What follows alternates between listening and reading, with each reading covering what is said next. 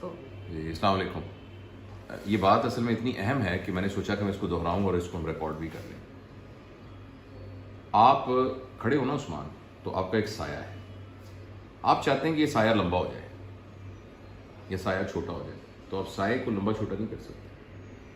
فرض کریں گے یہ اس کا ایک سایہ ہے، جیسی اینک ہوگی ویسا سایہ ہوگا۔ اگر اس کو کاٹ دیں گے تو سایہ چھوٹا ہو جائے گا، اس کو لمبا کر لیں گے تو سایہ لمبا ہو جائے گا۔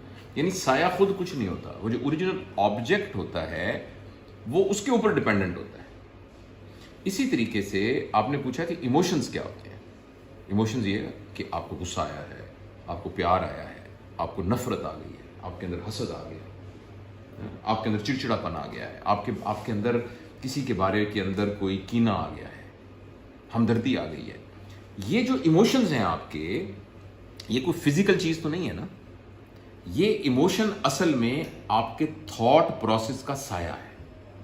آپ کے اندر جو تھاٹ چل رہی ہیں اس کا جو سایہ ہے اس کا نام ایموشن ہے۔ لہذا اگر آپ کے اندر تھاٹ کسی کے بارے میں ہمدردی کی چل رہی ہیں، کسی کے بارے میں ایک معاف کرنے والی تھاٹ چل رہی ہیں، کسی کے بارے میں آپ کو اچھے خیالات چل رہے ہیں، تو آپ کے ایموشنز آٹومیٹکلی اس کے بارے کے اندر اچھے ہو جائیں گے۔ اور آپ کے دل میں کسی کے بارے میں کینہ ہے، کسی کے بارے میں آپ کی تھاٹ چل رہی ہے کہ یہ بہت فضول آدمی ہے، اس بندے نے میرا فلاں وقت یہ کیا تھا، اب میں اس کے ساتھ یہ کروں گا۔ اگر آپ کی تھاٹ یہ چل رہی ہے تو آپ کے ایموشن ایگزیکٹلی اسی کا سایہ ہوں گے اور ویسے ہی ایموشن ڈیولپ ہوں گے۔ اور تھاٹ، ایموشن، ورڈز، ایکشن، ان سب کا ایک الگورتھم ہے۔ ان ادر ورڈز کوئی یہ بندہ یہ چاہتا ہے کہ یار میرے اندر برے ایموشنز نہ آئیں، میرے اندر نفرت کے ایموشنز نہ آئیں، میرے اندر غصے کے ایموشنز نہ آئیں، تو اس کو ایموشنز پر محنت کرنے سے وہ نہیں ٹھیک ہوں گے کہ جی غصہ تھوک جاؤ، غصہ پی جاؤ، ایسے نہیں آئیں گے۔ آپ کو اپنے تھاٹ پروسیس کو ایڈریس کرنا پڑے گا۔ اگر آپ کا تھاٹ پروسیس کریکٹ ہو جائے گا تو آپ کے ایموشن آٹومیٹکلی کریکٹ ہو جائیں گے۔ اور تھاٹ پروسیس کو کرنے کے لیے سب سے بیسٹ آدمی آپ خود ہیں۔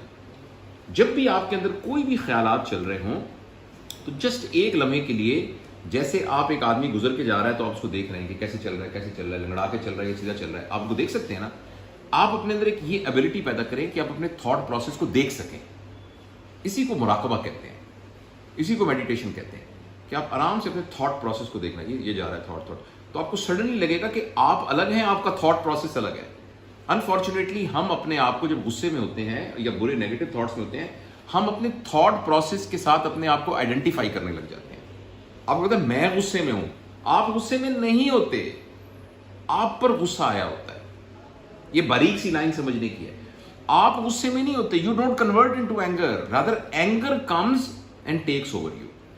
تو جو آپ کا تھاٹ پروسیس آ رہا ہے آپ اس کو ایسے دیکھیں، بندہ جا رہا ہے، بندہ جا رہا ہے، یہ تھاٹ جا رہا ہے، یہ جا رہا ہے، یہ میری تھاٹ جا رہی ہے، میری تھاٹ جا رہی ہے۔ جس اس چیز کی اویئرنیس ہی آپ کے تھاٹ پروسیس کو نیگیٹو سے پازیٹیو کر دے گی۔ اور دا مومنٹ آپ کا تھاٹ پروسیس کسی کے بارے میں پازیٹیو ہوگا، اسی وقت آپ کے ایموشنز ٹھیک ہو جائیں گے۔ اور ایموشنز ٹھیک ہوں گے تو آپ کی باڈی کے اوپر اس کا ایکٹ ختم، آپ کے الفاظ چینج ہو جائیں گے اور آپ کا ایکشن چینج ہو جائے گا۔ سمجھ میں آئی بات؟ سر لیکن کوئی بندہ جو ہے وہ واقعی میں غلط کر رہا اور آپ اس کو سوچ رہے ہو کہ ہاں جی یہ غلط ہے، اور آپ نے اس کو مطلب اس کے بارے میں اپنے تھاٹس کیسے چینج کریں کہ ہاں آپ کو نظر آ رہا ہے کہ ایک بندہ وہ غلط کر رہا ہے، لیکن سب کہہ رہے ہیں، وہ خود بھی کہہ رہا ہے میں ٹھیک ہوں، میں ٹھیک ہوں، آپ اس تھاٹ کو کیسے چینج کریں گے؟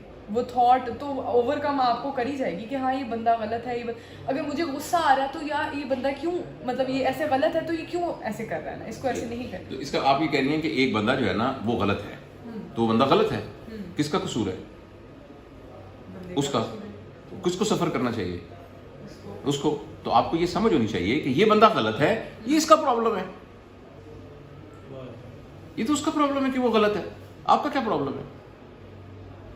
آپ نے اس کو آبزرو کر لیا یہ غلط ہے، اور اب یہ ہے کہ آپ کو پہلے تو ہمیں یہ پتہ ہی نہیں کہ وہ غلط ہے کہ نہیں، ہو سکتا ہے آپ کی پرسیپشن میں وہ غلط ہو، وہ غلط نہ ہی ہو۔ اچھا بالفرض اگر غلط ہے بھی تو ایک دیکھیے، ایک چیز خراب ہے، ایک چیز صحیح ہے، تو کس کو زیادہ توجہ کی ضرورت ہے؟ تو اگر وہ غلط ہے تو وہ آپ کی مدد کا بیچارہ خواستگار ہے، اس کو آپ کی مدد کی ضرورت ہے۔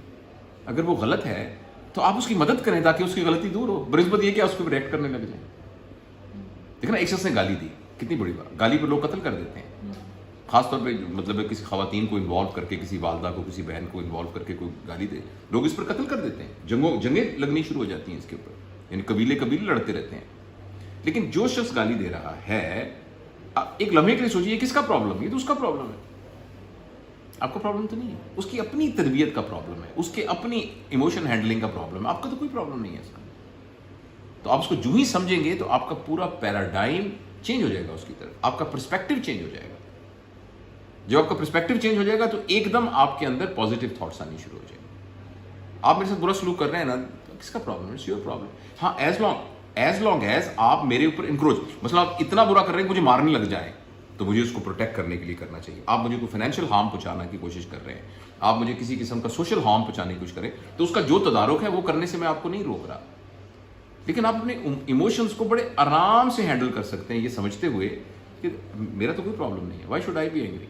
गुस्सा और एंगर असल में ऐसा है कि किसी और की सजा अपने आप को देना। आपने मेरे साथ बुरा सलूक किया, लिहाजा मैंने अपने मुंह पे थप्पड़ मारने शुरू कर दिए, इसका नाम गुस्सा है। Thank you.